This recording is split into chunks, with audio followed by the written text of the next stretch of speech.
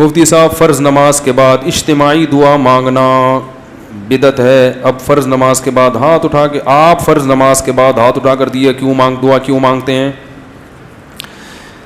فرض نماز کے بعد ہاتھ اٹھا کے دعا مانگنا یا اجتماعی حیت پہ دعا مانگنا کسی بے غبار صحیح حدیث سے ثابت نہیں ہے.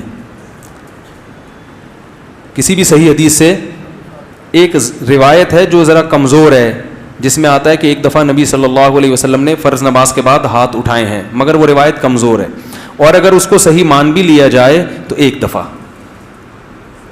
سمجھ میں آ رہی بات؟ تو کتنی دفعہ؟ ایک دفعہ.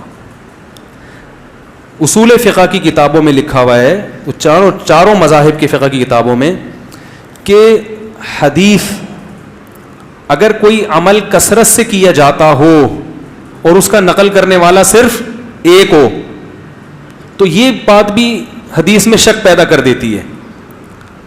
ایک دفعہ اگر نبی صلی اللہ علیہ وسلم نے کیا ہے تو پتہ یہ چلا کہ اور وہ بھی اجتماعی نہیں, انفرادی طور پر. سمجھ میں آ رہی ہے بات؟ انفرادی طور پر. تو آپ بھی کبھی کبھار انفرادی طور پر رفع الیدین کر لیں. عام معمول اگر نبی کا نمازوں کے بعد, فرض نماز کے بعد ہاتھ اٹھا کر دعا کرنے کا ہوتا, چاہے اجتماعی یا انفرادی, تو اس کے نقل کرنے والے کثرت سے ہوتے. سمجھ میں آ رہی اس بارے میں؟ کیونکہ نماز کو تو بہت اہتمام اور اہمیت کے ساتھ احادیث میں بیان کیا گیا ہے, جبکہ ہم دیکھتے ہیں کہ حدیث کی کتابیں اس سے بالکل خاموش ہیں. سمجھ میں آ رہی بات؟ دوسرا مسئلہ, بعض حضرات یہ کہتے ہیں کہ بہت ساری حدیثیں ہیں جن میں آتا ہے کہ رسول اللہ صلی اللہ علیہ وسلم نے فرض نماز کے بعد دعا کی بہت ترغیب دی ہے, اور آپ نے فرمایا کہ سب سے زیادہ دعا قبول کس وقت ہوتی ہے؟ فرض نماز کے بعد. اس حدیث کا مطلب سمجھیں. جب بھی ایک حدیث کو بیان کیا جائے گا دوسری احادیث کو سامنے رکھ کر, خود نبی اور صحابہ نے اس حدیث پر کیسے عمل کیا ہے. ہم نبی کو دیکھتے ہیں کہ کہیں بھی نہیں کسی صحیح حدیث میں ملتا کہ نبی صلی اللہ علیہ وسلم کا یہ معمول تھا کہ آپ فرض نماز کے بعد ایسے دعا مانگتے تھے. خلفائے راشدین سے بھی کوئی روایت نہیں ملتی, نہ صحیح نہ ضعیف.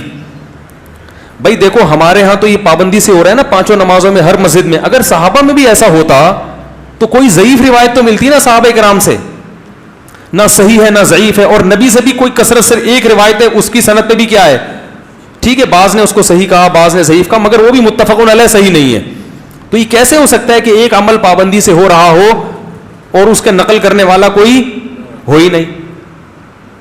تو اب ہم دیکھتے ہیں کہ جو حدیث میں آتا ہے فرض نماز کے بعد آپ صلی اللہ علیہ وسلم نے دعا کی ترغیب دی ہے, خود کیسے دعا مانگی ہے. تو ہم دیکھتے ہیں کہ نبی سے دوسری حدیثوں میں کیا ملتا ہے. آپ نے فرمایا جس نے فرض نماز کے بعد اللہم انت السلام پڑھا, کسی حدیث میں آتا ہے آپ نے فرمایا اللہم لا مانع لما اعطیت ولا معطی لما منعت ولا ينفع ذا الجد منک الجد. کسی میں آتا ہے جس نے فرض نماز کے بعد آیت الکرسی. خود آپ کا اپنا معمول بھی یہی. تو پتہ یہ چلا ان کلمات کو حدیث میں دعا سے تعبیر کیا جا رہا ہے. یہ وظائف ہیں. وظیفہ اس دعا کو کہتے ہیں جن کے یعنی لگے بندے کلمات ہوں, اس کو بھی دعا سے تعبیر کیا جاتا ہے. اس کی مثال ایسے ہے جیسے ہم کہتے ہیں افطار کی دعا, آذان کے بعد کی دعا, مسجد میں داخل ہونے کی دعا, مسجد سے باہر نکلنے کی دعا. تو وہ دعا کیا ہے؟ اللہم افتح لی ابواب رحمتک, مخصوص کلمات. اذان کے بعد کی دعا کیا ہے؟ اللہم رب ہذہ الدعوۃ التامہ. تو فرائض کے بعد جو دعا ہے وہ بھی کیا ہے؟ آیت الکرسی, اللہم انت السلام, اللہم لا مانع لما اعطیت. یہ کلمات, ان کلمات کو کیا کہا گیا ہے؟ بولو بھائی, دعا. اور ابن تیمیہ رحمہ اللہ کی رائے یہ ہے جو تفرد ہے کہ فرض نماز کے بعد سے مراد ہے جو اتحیات کے درود شریف کے بعد ہم دعا پڑھتے ہیں, رب اجعلنی مقیم الصلاۃ ربنا آتنا, جو کیونکہ حدیث میں آتا ہے دبور کل صلاۃ. تو دبر کا جو لفظ ہے عربی میں وہ بعد کے معنی میں بھی استعمال ہوتا ہے اور اینڈ کے معنی میں بھی. ابن تیمیہ رحمہ اللہ کہتے ہیں کہ جو ہم نماز کے آخر میں اتحیات پڑھتے ہیں پھر درود شریف پڑھتے ہیں اس کے بعد جو دعائیں کرتے ہیں نا, تو فرض نماز کے بعد سے مراد کیا ہے؟ یہ والی. لیکن یہ ان کا تفرد ہے. ہم کہتے ہیں ایسا نہیں بلکہ سلام کے بعد. مگر دعائیں کون سی؟ وہ جو منقول ہیں. یہاں تک میں سمجھا پایا اپنی بات؟ آگے چلیں. اور نبی صلی اللہ علیہ وسلم نے مختلف مواقع پر مختلف وظائف پڑھے ہیں فرض نماز کے بعد, کبھی آیت الکرسی, کبھی اللہم انت السلام. تو ہم یہ کہتے ہیں, دوسری طرف حضرت عائشہ رضی اللہ تعالی عنہا کی حدیث ہے کہ آپ صلی اللہ علیہ وسلم فرض نماز کے بعد اللہم انت السلام کے بقدر بیٹھتے تھے اور پھر کھڑے ہو جایا کرتے تھے. ان دونوں حدیثوں کو ملا کے پتہ چلتا ہے کہ فرض نماز کے بعد جتنے وظائف منقول ہیں یہ سارے نہیں پڑھنے, کبھی کوئی اور کبھی کوئی.